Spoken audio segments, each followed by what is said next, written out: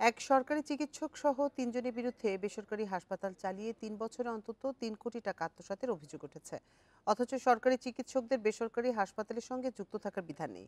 ৩২ মালিকের প্রতিষ্ঠান হলেও ওই ৩ জন অন্যদের মতামত ছাড়াই এখন বন্ধ করে দিয়েছে হাসপাতালটি। আর স্বাস্থ্য অধিদপ্তর বলছে, অভিযুক্তদের বিরুদ্ধে প্রমাণ মিললে নেওয়া হবে ব্যবস্থা।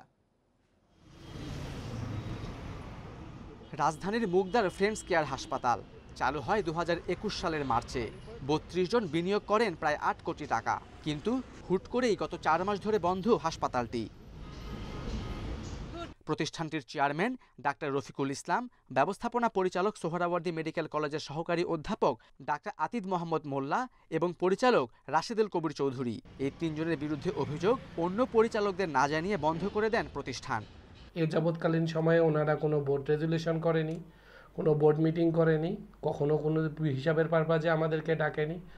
কেনাকাটার নামে মোটা অঙ্কের টাকা সরানোর অভিযোগ করেন অন্যান্য পরিচালকরা। পূর্ব পরিকল্পনায় ছিল আমরা এখান থেকে এভাবেই হসপিটালটার গ্রিপ করব। গত ১ বছর প্রতিষ্ঠানের অনেক কর্মচারীকে দেয়া হয়নি বেতন, এমনকি হাসপাতালের বাড়ি ভাড়াও বাকি ৬১ লাখ টাকা।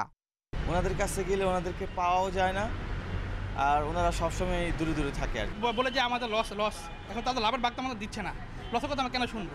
অভিযুক্ত ডাক্তার রফিকুল ইসলাম বর্তমানে দেশের বাইরে থাকায় তার বক্তব্য নেওয়া যায়নি।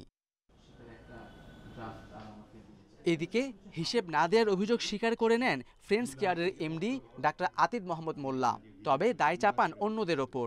আর প্রথম শ্রেণীর কর্মকর্তা হয়েও আইন লঙ্ঘনের বিষয়টিকে এড়িয়ে যান। ডাক্তার হিসাবে আমি অনেক কাজ করেছি, এমডি হিসাবে অনেক কাজ করতে পারি নাই বা ব্যর্থতা ছিল।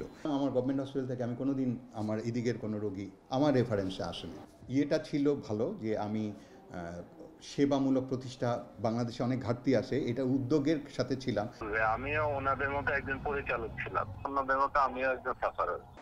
স্বাস্থ্য অধিদপ্তর বলছে, প্রথম ও দ্বিতীয় শ্রেণীর কর্মকর্তাদের ব্যবসায় বিনিয়োগের সুযোগ নেই। এই ব্যত্যয়ের ব্যাপারে যদি কর্তৃপক্ষের কাছে কোনো অভিযোগ উত্থাপিত হয়, সে ব্যাপারে অভিযোগের আলোকে আমরা বিধি অনুযায়ী প্রয়োজনীয় ব্যবস্থা গ্রহণ করব। এরই মধ্যে এ বিষয়ে স্বাস্থ্য অধিদপ্তরে লিখিত অভিযোগ দিয়েছেন হাসপাতালের পরিচালকরা। Khaled Raihan, Independent News, Dhaka.